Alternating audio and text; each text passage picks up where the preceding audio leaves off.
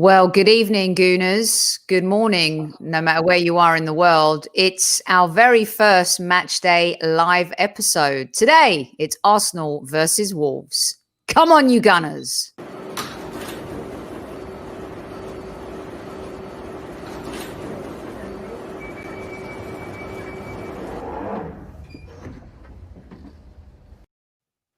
Joining me today for our first ever match day preview is Mr. Super Kevin Campbell himself, live via direct from just covering Barcelona. Did they win, Super Kev?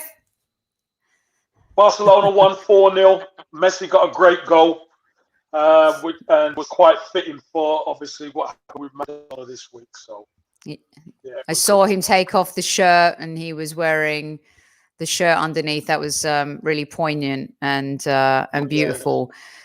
Yeah, well, yeah, thanks for joining us again today. Jose, no, this is not a watch along. We don't do watch alongs. What we're doing is we're doing a pre-game here, and we're going to be doing a halftime show and then a full-time show. And thank you, Barry. I thought I'd bring some of the Christmas spirit and change a little bit of the background for today's pre-game, get into the groove of things, hoping that the Arsenal can get a result against Wolves. Now, KC, the team news is out. I'm going to read this to you first. You've probably seen it already. Looks like a 4-2-3-1. Obviously, Leno in goal. We have Tierney, Gabriel, David Luiz, Bellerin, Xhaka, Ceballos, Saka, Willock, Willian. He makes the team again in the absence of Pepe being suspended. You would think that was probably going to be the decision, although many wanted to see Reiss Nelson start, and Aubameyang right down in the middle again. Before you get stuck into things, I'll play this voice note from Amanda with her thoughts, and then we can get stuck into a little pre-game action. Hello, Sophie. Hello, Kevin. Hello, everybody that's watching this pre-game show. Sorry I can't be on the show tonight, but I'm just voicing in with what I think could possibly happen. Now, bear in mind, I don't know the team. I'm recording this before the team comes out. I'm going to go for a 2-1 win to Arsenal. This is a massive, massive game for us. It is a must-win game. Forget that it's November, nearly December. Forget that we got months to play. For confidence reasons and the fact that we're 13th in the league, we need to start winning, scoring goals from open play, or just scoring goals generally, and climbing that table. So I'm going for Wolves 1, Arsenal 2. Come on, you Reds. All right, Casey, do you think they're going to line up as a 4-2-3-1 in this? Or as Archangel said here, it could be a 4-3-3. You know, I made some notes for you in that the best game we played that you and I thought we played, where Willian and Saka interchanged in that number 10 role, was against Sheffield United. And I believe in that game we played a 4-2-3-1. So what are you thinking with this lineup? How do you see things rolling out for the Arsenal? I don't even want to really talk about the system, to be honest, because everybody's jumping on system, whether it's 4-2-3-1, whether it's 4-4-3-3. It was a 4-3-3 more so against Sheffield United, I think. But go on, Casey. Yeah. There's what you do with the ball and without the ball. That's the key. So whichever you could say, the system this, the system that, the key is, can the boys perform with the ball and can they perform without the ball? That's what I'm looking to improve today, especially without the ball. Were you surprised to see Willian selected again today? No, I wasn't surprised to see William at all. I think Arteta trusts him, and regardless of what the fans think, he knows Willian is a player who's done the course before. He's gone through tough times before, and because the fans think, oh, we don't want him in, that ain't gonna change Arteta's mindset. So, listen, they're gonna have to start playing well sometimes. Why not today? So why not today, especially when you look at some of the results around the league, Casey, and you've seen United win, Chelsea and Tottenham just drew.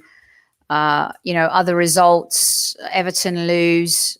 You know, it seems like it's one of those games, and we always talk about in the Premier League, Amanda was just saying too, it's a must-win game. It feels like every game in the Premier League is a must-win game these days. But it really does feel like if we don't win this one, the gap just widens. And before that Christmas break and ahead of a North London derby, bit tough. Things get a little bit tougher.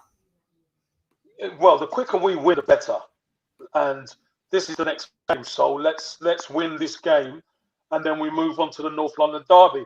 It's always good to go into the North London derby with a little bit of momentum, a little bit of steam behind you, a bit of wind behind you. So, listen, it's going to be a tough game. We know what Wolves are going to bring to the table, but we can beat them. We've beaten them before, and this is a game we can win.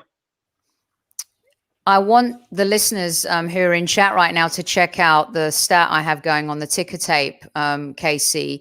We're averaging 9.1 shots per game this season. It's our lowest since 1997-98. Now, we all know what happened in that season. The Gunners ended up going on to win the league and the cup, doing the league and cup double. So I know that you're a man sometimes that says, I don't care about stats, but stats also don't lie. When you look at this one, 6 points at home, 7 points away. We've scored 9. We've conceded 10. The team has scored as many goals as Son from Spurs. Calvert-Lewin has 10. Lacazette's our top scorer right now with 3, but he's on the bench. If you're Lacazette as a striker, are you disappointed knowing Willian's been disappointed, but yet you've got the most goals barring, okay, it's 1 more than Oba and 2 more than Eddie.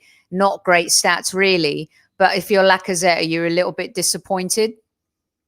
Of course you are. You want to play every game. You want to prove yourself. You still got things to prove for yourself. But I think, the manager picks the team, and you have to adhere by his options and opinions. So, again, it's a squad game now. It isn't just about, you're the preferred guy. The manager picks the team. Played midweek, and they played pretty well, but this is a different kettle of fish. Wolves are going to come to the Emirates to try and beat us, and we've got to be prepared for it. And that's why I always talk about with and without the ball. If we're not good without the ball, we're in trouble. AC, Wolves have been up and down in the Premier League since 2003 through 2019. They had never beaten us. How can I say this? The stat says it on screen. You guys can follow it.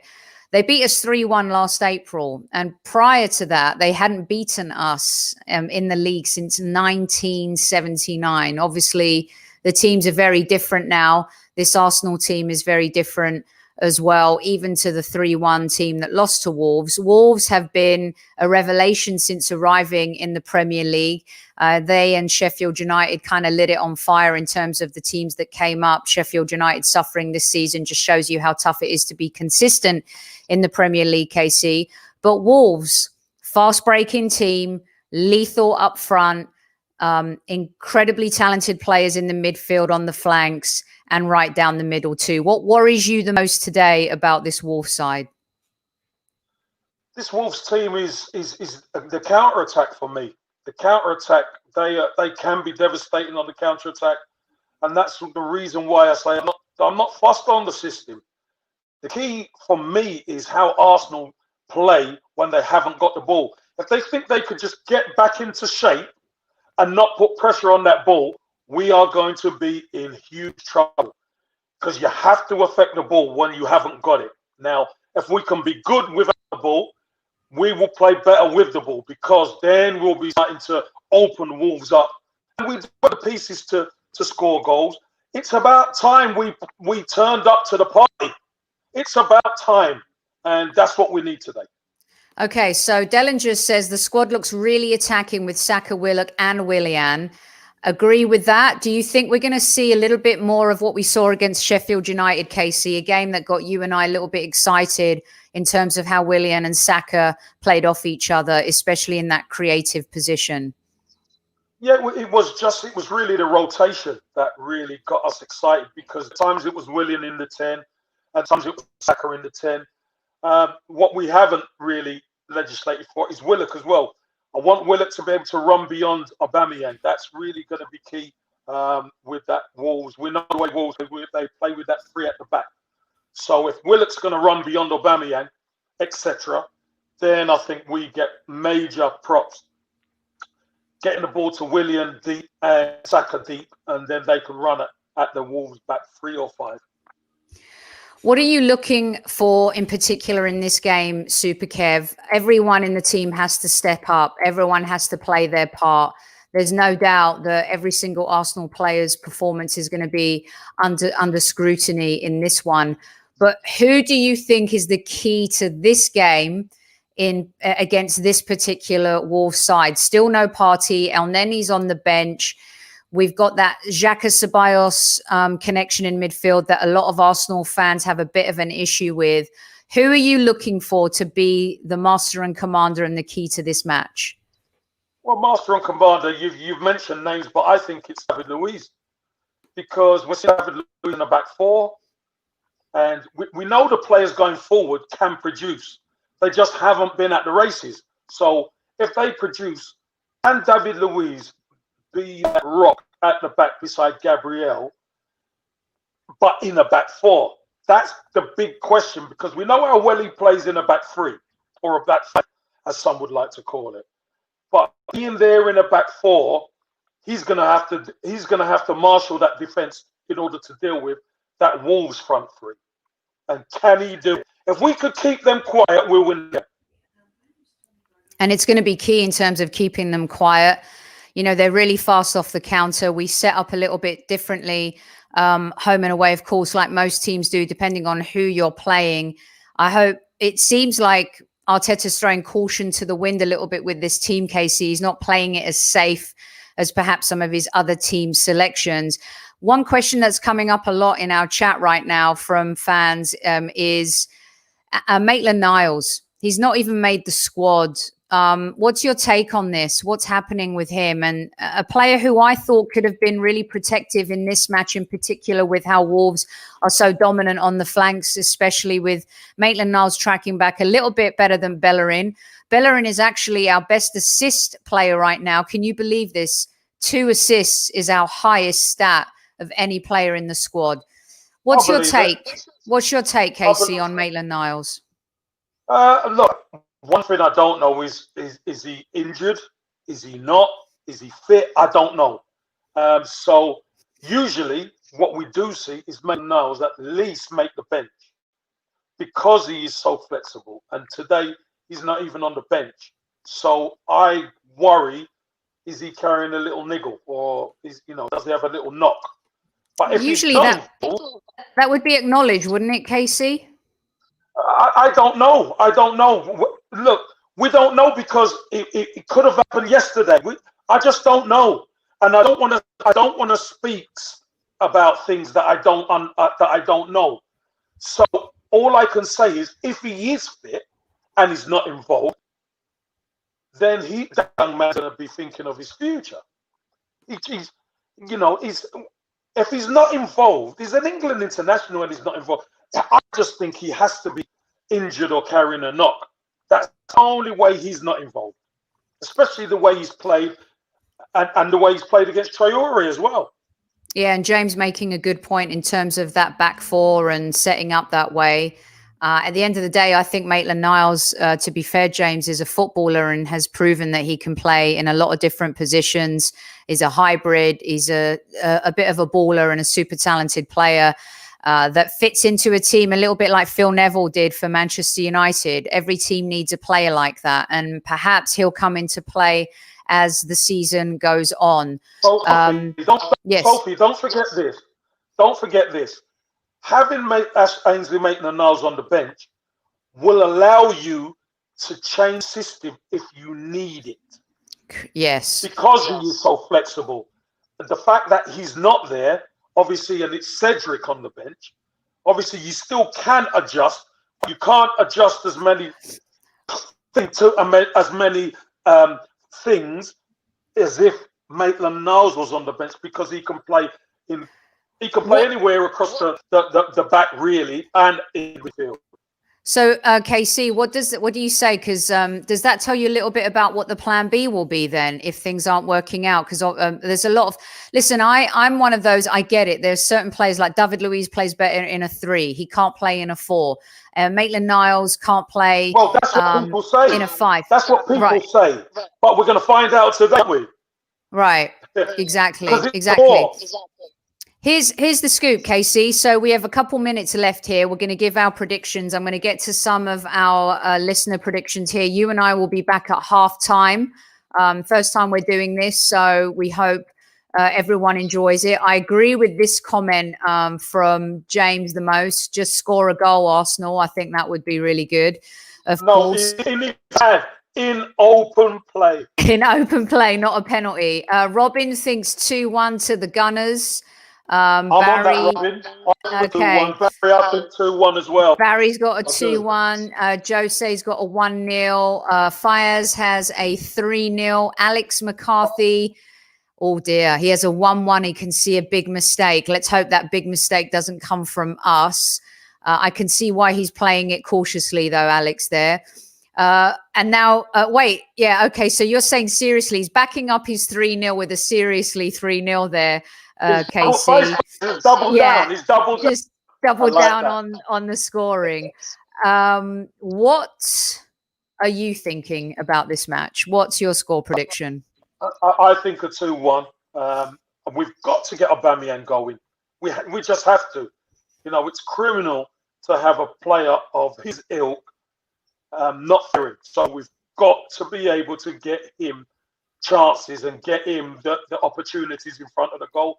And I think he'll score. I do. I think he'll score today, and he will prove to be the difference. Okay, we've got Tracy at 2-1. We've got Dellinger at 3-1. We have Pramod at a boring nil. Well, it might not be boring. It's just going to be a 0-0, perhaps. Maybe, hopefully, more interesting than the Chelsea Spurs 0-0 that we all just sat through. That was a little bit like paint drying. Unfortunately, you know, that's the kind of match where you hope both teams can lose and both grabbed a point.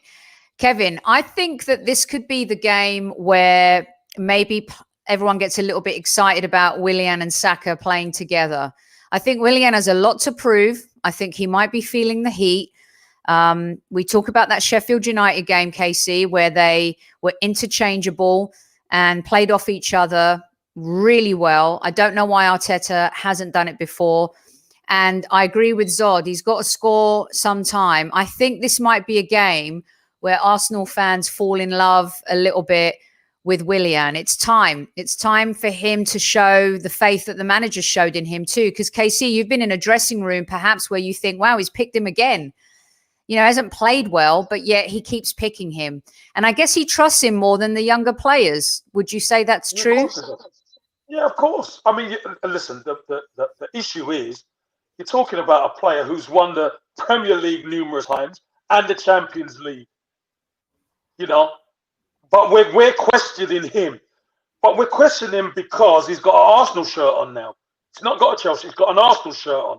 And the quality that's showing in the shirt isn't quite up to his normal standard. But nobody's really up to their normal standard in the team. So it will be great for Will to have a good game. It will be great for Arsenal to play well and win this game because it will put a lot of people's worries at rest. I think we have to play well, but I think this might also be one, KC, where Arsenal fans would sacrifice performance versus points. I think they'd want to see us score goals. We definitely want to up the game in the attacking sense of our team. But I also think that considering how all of the top tier teams are moving so quickly above us, that for us, you know, it's a case of getting those 3 points today. We cannot afford to lose. What's your score? 2-1. Just give everyone 2-1. 2-1, yeah. Aubameyang's going to get both. 2-1. Okay. Aubameyang's going to get both. I'm going to say 3. I don't know where we're going to find the 3 goals that I'm suggesting, but I think it could be one of those games. 3-2. I think Willian will score today. I think Oba will get back on the score sheet. Saka will get one. We may actually concede before we go up. So That's what the Highbury squad are saying. Smash that like button. Thank you, Jose, and all of our other PR gurus in the chat trying to get us that like button. It's our first match day show. We promised you something quick fire before the match. We'll be back at half time. We'll also be back at the end of the match too. So make sure that you get your predictions in. And James is saying that he loves that Casey gets his fantasy football points as well. All of those fantasy football players out there too. So Super Kev, greetings from Los Angeles to Spain. And somehow we'll meet in the middle again somewhere in North London at half time. Okay, my dear. Take good care. You too. And until then, everyone, come on Arsenal.